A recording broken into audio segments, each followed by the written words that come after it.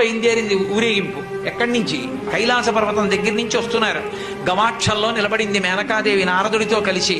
ఒక్కొక్కళ్ళు వస్తున్నారు. అబ్బా వెలిగిపోతున్నాడు, ఆయనేనా మా అల్లుడంది. కాదమ్మా, సూర్యుడు దిక్పాలకుల్లో ఉన్నాడు. ఆ వెనక వస్తున్నాడు, ఎవరో బాబాయ్ నల్లగా ఉన్నాడు దున్నపోత మీద, ఆయన ఎవరా?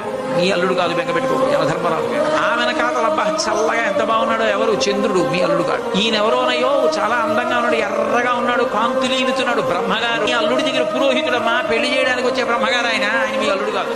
ఓ అలాగా, ఇతను ఎవరో నీలమేఘశ్యాముడు, చాలా అందంగా ఉన్నాడు, శాంతాకారం భుజగచైనం పద్మనాభం సురీశం. అమ్మా, ఆయనకి మీ అల్లుడికి భేదం చెప్పకూడదు, కానీ ప్రస్తుత మీ అల్లుడు కాడు.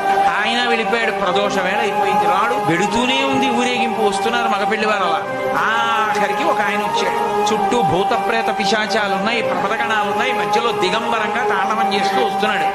అడగలేదు మేనకాదేవి ఆయన నారదుడే చెప్పాడు, ఆయనే మీ అల్లుడమ్మా అని మెట్లు దిగి వెళ్ళిపోయాడు.